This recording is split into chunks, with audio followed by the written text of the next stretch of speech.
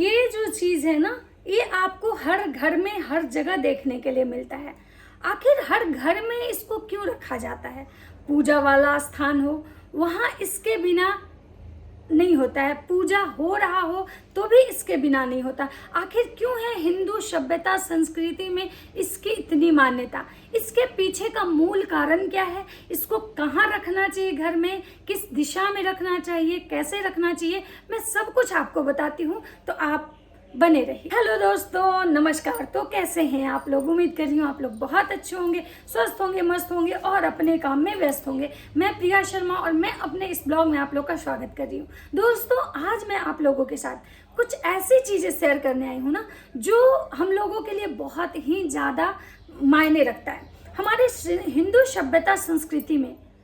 उसके बिना आप कह सकते हैं कि कोई शुभ काम ही नहीं होता है। किसी भी शुभ काम की शुरुआत हो, ठीक है, या किसी भी चीज़ की शुरुआत होनी हो तो इसका बहुत बड़ा रोल होता है। आखिर वो क्या चीज़ है कि जिसके बिना हमारा मतलब काम शुरू नहीं होता है? किसी भी चीज़ को स्टार्ट करने से पहले या अंत करने तक आप बता सकते हैं कि उसकी शुभता, उसकी मान्यता बहुत होती है।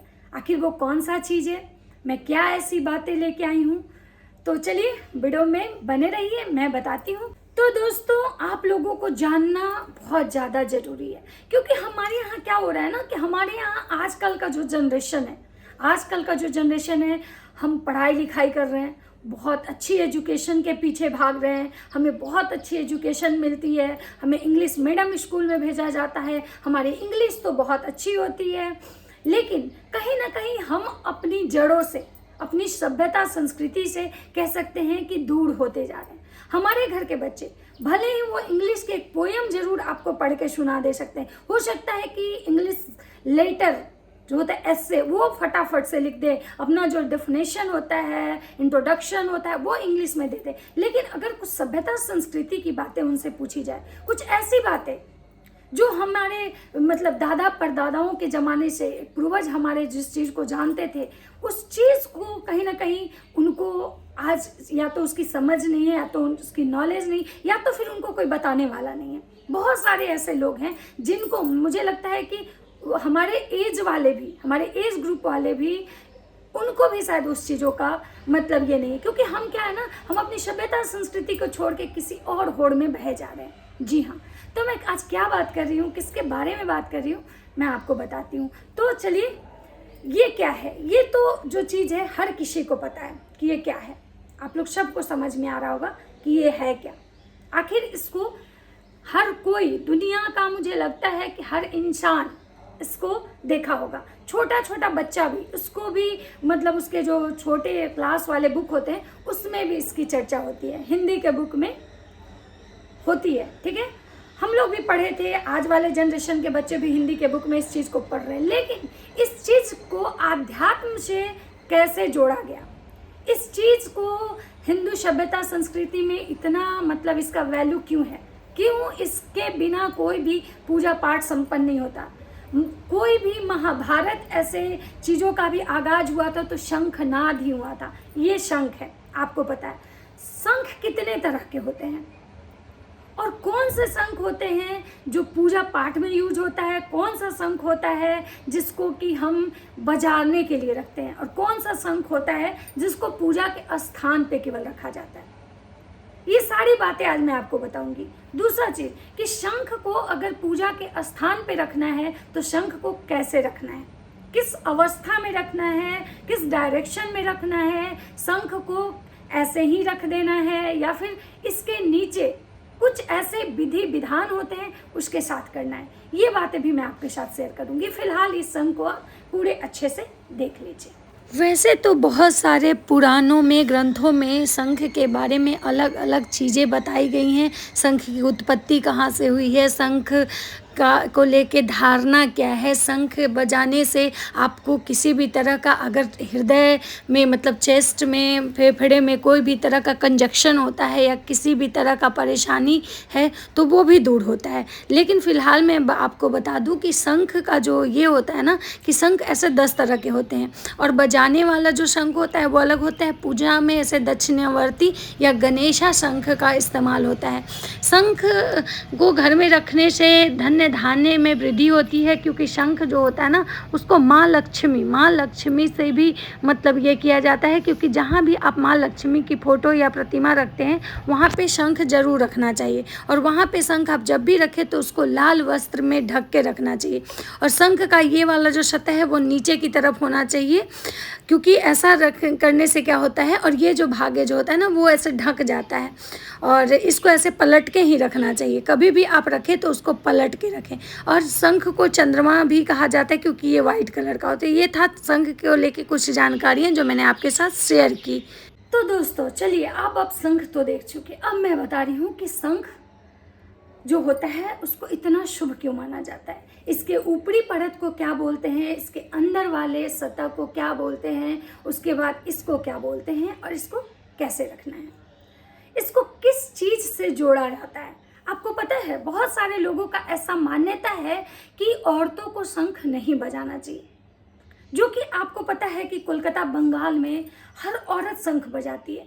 मैं आपको बताऊं, मैं भी शंख बजाती थी। जब कोरोना का टाइम आया था मैं उस टाइम शंख बजाना सीखी थी, भले ही फिर मैं छोड़ दी, भूल गई। क्योंकि क्या होता है ना कि जब आप कोई नया काम करते हैं और वो काम के बाद आपको पॉजिटिव रिजल्ट मिलते हैं तो आप उस चीज़ को कंटिन्यू करते हैं। लेकिन जब आप कोई नया काम करते हैं, जीवन में अप्लाई करते हैं और कुछ ऐसी चीज़ें हो जाती हैं ना तो आपके अंदर एक डर बन जाता है, क्योंकि भाई हमारे समाज में नहीं बजाती औरतें। भले कोलकाता में तो है कि वहाँ हर औरत शंख बजाती है और शादी ब्याह हो कुछ भी हो वो लोग शंख जरूर बजाते हैं। और सबसे ज़्यादा आपको पता है कि कोलकाता साइड ही उधर ही जो है वहीं शंख भी बहुत अच्छे मिलते हैं। वहाँ शंखा पोला मिलता है, शंख से बने हुए बहुत सारे ज्वेलरी आपको मिलेंगे, शंख से बने हुए बहुत सारे होम डेकोरेशन के सामान मिलते हैं। तो खैर छोड़िए, हम शंख की बात करते हैं। तो मैं आपको बता दूं कि कभी भी शंख कितने प्रकार के होते हैं ये मैं आपको बताऊंगी। उसके बाद कभी भी शंख को ना ऐसे डायरेक्ट ऐसे नहीं रखना है। कहीं भी अगर आप पूजा वाला शंख रखते हैं, वैसे ये बजाने वाला है, ठीक है। पूजा वाला शंख जो होता है ना वो छोटा होता है और उसको क्या बोलते हैं मैं बताऊंगी आगे वीडियो में। ये जो शंख है ना, ये शंख को जब भी आप रखते हैं ना तो ऐसे मत रखिए, ऐसे नहीं कि हाँ कहीं भी आप रख दे रहे हैं। इसको बहुत ही अच्छे जगह पे आप रखिए, साफ सुथरा जगह पे रखिए। दूसरा चीज़ ऐसे जगह पे रखिए जहाँ पे कि आप मतलब उस अवस्था में भी आते हैं, जैसे औरतों का पीरियड आता है उस कंडीशन में ये टच ना हो। दूसरा चीज़ कि भाई जब आप कोई भी तरह का कोई मतलब नॉनवेज वगैरह खाते हैं तो उस कंडीशन में भी इसको कोई टच ना करे। इसको बहुत साफ सुथरे और अच्छे जगह पे रखना चाहिए, यानी आप पूजा घर में रख सकते हैं। और दूसरा चीज़ कि अगर आप शंख रख रहे हैं बजाने वाला तो इसको लाल कपड़े से ढक के रखिए। शंख को कभी ऐसे खाली नहीं रखना चाहिए, और शंख को जब भी रखना चाहिए तो ऐसे नहीं रखना चाहिए, ऊपर की तरफ तो बिल्कुल नहीं रखना है। इसको जब भी रखना है ना ऐसे पलट के रखना है। और दूसरा चीज़ ये जो इसका ये है पलट के रखना है, ठीक है। और ये वाला जो चीज़ है ना ये वाला इसको, ताकि जब आप पलटेंगे तो ये भी कवर होना चाहिए। ये वाला इसका जो मुंह है ना खुला नहीं होना चाहिए। और कभी भी इसको डायरेक्ट ऐसे लाल कपड़े में भी लपेट के ऐसे नहीं रख देना है। इसके नीचे भी कोई पात्र या तो कोई लाल कपड़ा बिछा दीजिए या तो कोई प्लेट्स वगैरह हैं वो रख दीजिए, लेकिन डायरेक्ट कभी भी शंख को ऐसे नहीं रखना है, चाहे वो पूजा वाला स्थान ही क्यों ना हो। उसके बाद मैं बात करती हूँ कि आखिर औरत क्यों शंख नहीं बजाती, क्यों ऐसा माना जाता है कि औरत को शंख नहीं बजाना चाहिए। क्योंकि शंख को कहीं ना कहीं लक्ष्मी जी से जोड़ा जाता है कि शंख जो है वो लक्ष्मी जी के भाई हैं। और अगर आप शंख बजाते हैं, अगर कोई औरत शंख बजाती है तो लक्ष्मी जी नारुष्ट हो जाती है, मतलब कि गुस्सा हो जाती है। तो इसीलिए हमारे मतलब सभ्यता संस्कृति में ऐसा कहा गया है कि औरतों को शंख नहीं बजाना चाहिए। वैसे अलग अलग पंडित ब्राह्मण से आप बात करेंगे तो अलग अलग तरह के आपको मतलब बातें समझ में आएंगी, लेकिन हमारे यहाँ हमारे जो ये है इसमें यही मान्यता है। तो मेरा ये मानना है कि आप अलग अलग जगहों को देख के ना चलें। आपका जो मतलब परंपरा है, आपके घर के जो सभ्यता संस्कृति है, जो आपका मतलब जो कल्चर है, जो आपके दादा परदादाओं से, आपके पूर्वजों से जो चीज़ें आ रही हैं, आपको उस चीज़ पे ही कॉपी कर मतलब उस चीज़ पे ही आपको चलना चाहिए। ऐसा क्यों करना चाहिए, इसके लिए मैं आपको एक दूसरा वीडियो लेके आऊँगी। और इस वीडियो को मैं ज़्यादा लंबा नहीं करूँगी। अगर वीडियो अच्छा लगे तो लाइक कीजिएगा, कमेंट कीजिएगा, और चैनल पे नए हैं तो सब्सक्राइब कर दीजिएगा। राधे राधे।